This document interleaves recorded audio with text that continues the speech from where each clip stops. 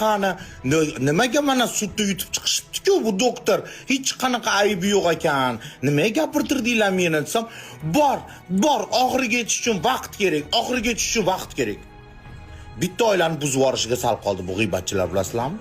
Normalniy, adekvatniy oila, normalniy qiz, bir chiroyli ishlab yurgan qizni prosta hayotini ikkita g'iybatchi oilasini buzib yuborishiga sal qoldi. O'sha menga chiqqanlar eri hamma yoqda yopti qilyapti.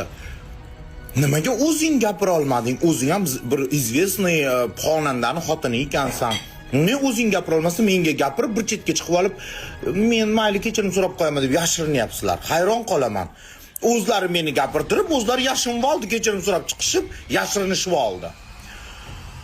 Erini ko'rsangiz, geyga o'xshaydi, xotin-kalach, abdin hammasi yolg'on ekan. Hammasi bularda bilmayman nimaga bunaqa bo'xton chiqarishgan. Короче, internetda ko'rgan narsalarga ishonmanglar. Normalniy, adekvatniy vrach. Litsenziyasi ham, diplomi ham hamma yo'g'i bor. Bolalar zaharlangan, ikkitasi o'lib qolgan, ko'pchiligi komaga tushib qolgan deb rosa vahima qilishdi-da.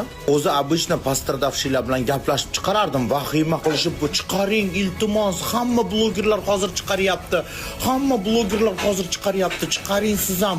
Sizni odamlar ko'p ko'radi, bilishsin, xalqlar ehtiyot bo'lsin desa, men ham pastradavshilarni ko'rmasdan shu videoni chiqarib yorib, askarbilat qilib, sen konchinney doktorsan, ering bunaqa deb chiqarib tashladim videolarni.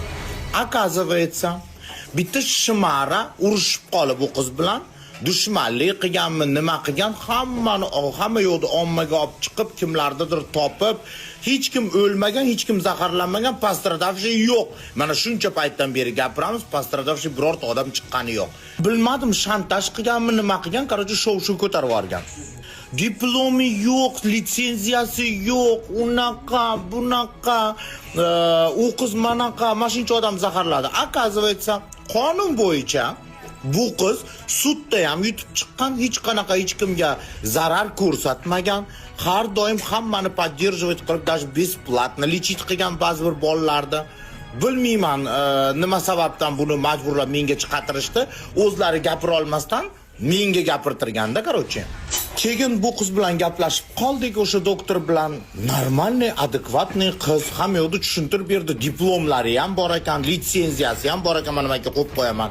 Nima sababdan meni podstava qilishdi bu ikkita qanjiq shimaralarning orqasidan? Yomonga chiqib qoldim, ishonasizlarmi? Вообще капец. Всегда говорят, проверяй. Ikkita bolacha o'lib ham qoldi, to'rttasi komada. Desa men ham rostdan aka shekilli deb chiqarib yoribman. Оказывается, o'lgan bolachalar ham yo'q, komaga tushganlar ham yo'q, pastradavshilar ham yo'q. Umuman yo'q.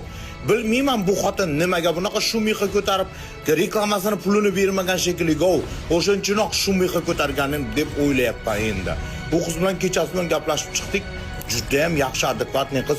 Munis opa, bir gaplashib ko'ring. Bu yaxshi qiz. Oilasini men juda ham yaxshi taniyman. Ziyoli oila, o'zi gaplashdik. Normalniy, adekvatniy qiz. Tak что internetda chiqayotgan har xil gaplarga ham ishonavermanglar ekan. Даже